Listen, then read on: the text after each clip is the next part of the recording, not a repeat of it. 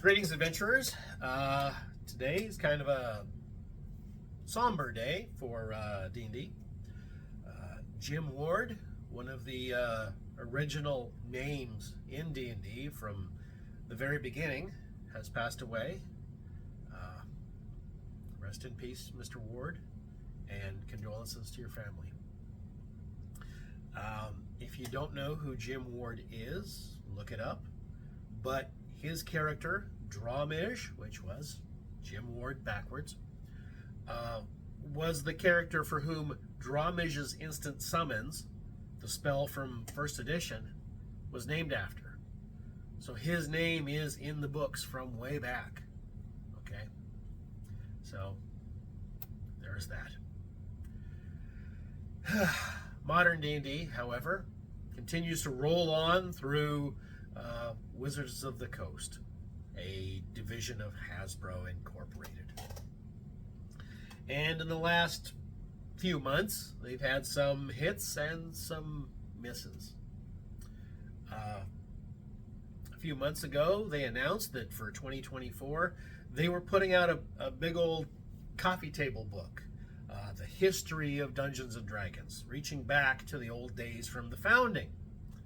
And people thought, hey, that sounds great. This is going to be the history of. This is where they show respect for the originators of the thing that they are drawing money from today.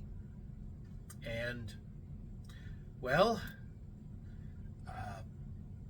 Jeremy Crawford from Wizards of the Coast sat down with some guy, I have no idea who he is, and the two of them discussed how this book was coming out and y'all should buy it. It goes into the history, and also everybody who was involved in the game at that time were horrible people, just slandering the products of the time. Yeah, that's a bad look. It's disrespectful, but they did have most recently another little blurb. Supposedly, in future products for this year and next, the advanced copies are going to go out to local gaming stores and not just to big box only. Local gaming stores are going to be supported by having their pre-orders go to them first. Awesome! You're supporting the little guy, assuming you stick with your word. Now, over a year ago, back when the OGL scandal came out, they promised that a big chunk of 5e's core rule set would go into Creative Commons so that independent creators could use that content to create adventures and supplements for the game, which in turn keeps the game healthy and vibrant and alive. It's been over a year. They have not held to that promise. So when they promise, oh, we'll take care of those local gaming stores, take it with a grain of salt and don't hold your breath. But hey, they might. So yay for them if they do. And then that's a hit. Now a miss. This last week,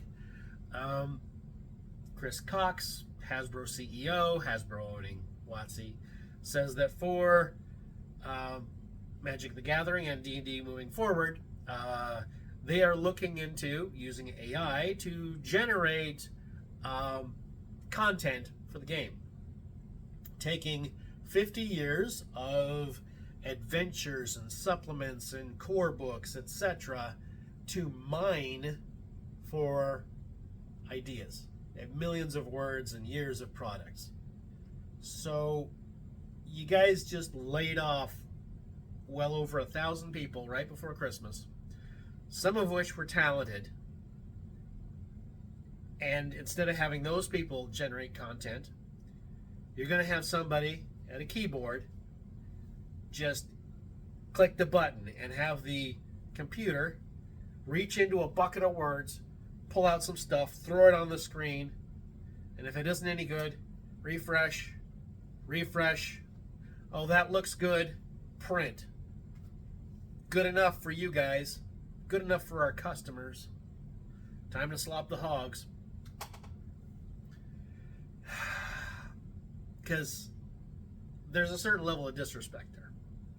So what you're telling us is that the customers will just buy some gibberish thrown together, and that no actual writing skill is involved, no actual creativity is really involved in making the product, in making the game, that it's not an effort of love, it's not an effort of intellect, it's just something you can milk for some bucks.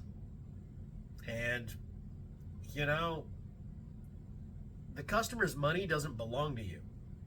The customer's money belongs to the customer, and the implied contract is that you will produce something that is of a quality that the customer is willing to voluntarily purchase it from you, because they expect that the quality will be worth the price point. I shouldn't have to explain that, but that's where we are. And the wording is kind of, there was a little bit of backlash, and so it's a little less clear as to what their plans for AI will be coming forward. But that was the initial blurting out of, whoops, we just said the quiet part out loud.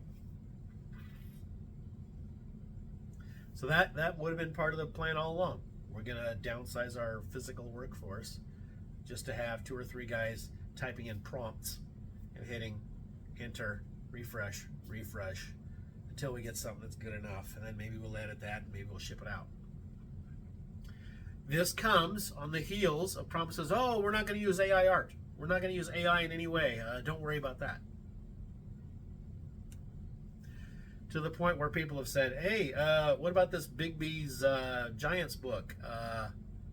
Isn't that AI art there? You know? Oh, oops, we didn't know. We used an artist whose, advertisement for his products is that he works with AI. But we didn't know he'd use AI. Now you guys are trying to pull a fast one there. But that's what's going on. We started with luminaries like Jim Ward, and now we got corporate bean counters like Chris Cox. At least there's an independent, movement out there to produce games. Anyway, Dave Kurt, out.